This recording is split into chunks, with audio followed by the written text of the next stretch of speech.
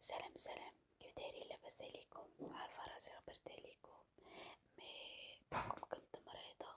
سمعوليا بزاف وما كان صوتي هو هداك، وباقي الآن يعني صوتي ما هواش.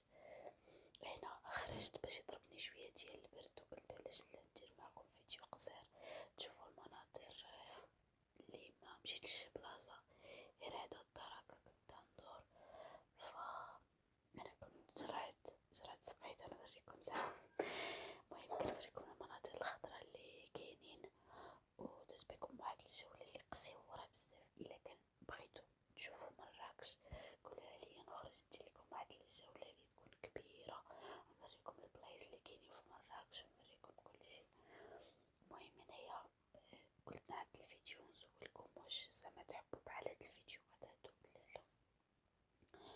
فصافي هادشي اللي كاين. انا كانت واحد الشريطة صغيرة ديال الدراري الصغار دايرين ليها مدورينها بهاد الصورة هكا باش ما يخرجوش الدراري الصغار للشانطي. انا كانت كتصب واحد الشتيوة اللي خفيفة، والجو كان غزال زوين زوين بزاف. كتعجبني هاد الجو كيكون الشتا خفيفة والجو صافي، وتتشمي الريحة ديال الشتيوة وسميتو. من بعد قلت ركبت وقلت هادي نجيب دويرة صغيرة خفيفة. هنايا الصور ديال بابا عمر معطى القصر. المهم هذا كله هادشي اللي كتشوفو كان طرا بسبب الزلزال، مي باقيين كيديرو في الاصلاحات بشوي بشوي. فصافي هنايا كنوريكم، حاولت منبينش الناس. هادي واحد الشريطة قدام بابا عمر هدي اللي زوينة فيها الطبيعة زوينة غزالة. الى عجبكم الفيديو متنساوش ليا واحد جيم واحد كومونتير واخا يكون فيه قليب، ودعموني وشجعوني بواحد ابوني.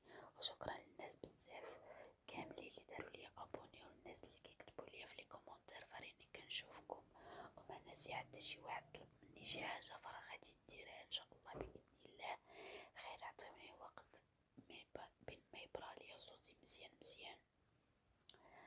فصافي هنايا وليت تنشوف هاد السنبوع اللي لونه غزال غزال غزال فن. عطا واحد المنظر اللي زوين. انا كنت شاهدة الشتا، كانت كتصب الشتا مجهدة اللي تشوفو هنا الطبيعة. المهم خرجت نخطر عويناتي من الدار ومن المعرض، وقلت غادي نخرج، ولكن ندمت علاش خرجت حيت جرجر